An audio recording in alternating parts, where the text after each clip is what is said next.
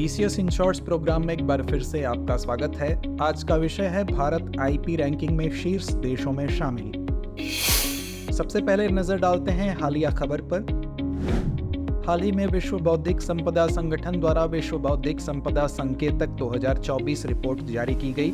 इस रिपोर्ट के अनुसार भारत ने पेटेंट, ट्रेडमार्क और औद्योगिक डिजाइन जैसे 3 प्रमुख बौद्धिक संपदा अधिकारों में शीर्ष 10 में स्थान प्राप्त किया। आइए अब नजर डालते हैं बौद्धिक संपदा अधिकारों में भारत की स्थिति। पेटेंट में भारत की प्रगति।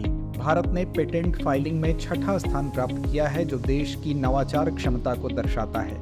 पिछले 5 वर्षों से भारत में पेटेंट आवेदनों में दोहरे अंकों की वृद्धि हो रही है, जो अनुसंधान और विकास में बढ़ते निवेश का संकेत है।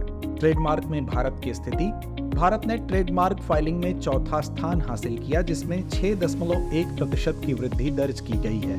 लगभग 90% ट्रेडमार्क आवेदन घरेलू कंपनियों और व्यक्तियों द्वारा किए गए हैं, जो स्थानीय व्यवसायों की बढ़ती जागरूकता को दर्शाता है। औद्योगिक डिजाइन में उपलब्धियां।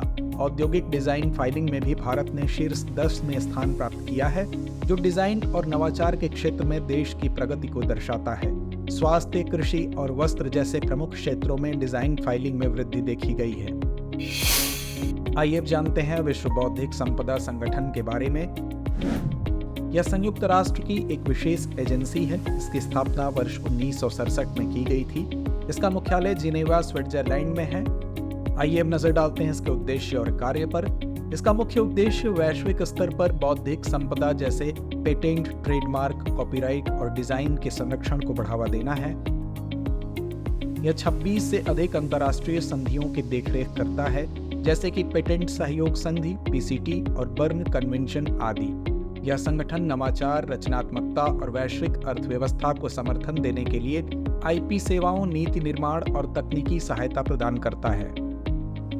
WIPO की रिपोर्ट्स और कार्यक्रम।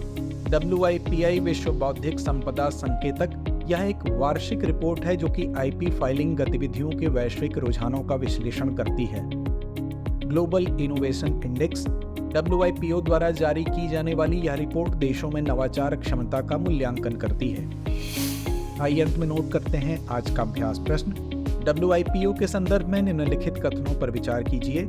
पहला, इसकी स्थापना वर्ष 1987 में हुई थी। दूसरा, इसका मुख्यालय जिनेवा, स्विट्जरलैंड में है। उपर्युक्त में से कौन सा या कौन से कथन सही है या हैं? विकल्प A केवल 1, विकल्प B केवल 2, विकल्प C 1 और 2 दोनों, या विकल्प D ना तो 1 ना ही 2। तो इस प्रश्न का जवाब कमेंट बॉक्स में देना ना भूलें। धन्यवाद। डियर व्यूअर्स, अपने एग्जाम की तैयारी को और बेहतर करने के लिए हमारे चैनल को लाइक, शेयर और सब्सक्राइब करना न भूलें।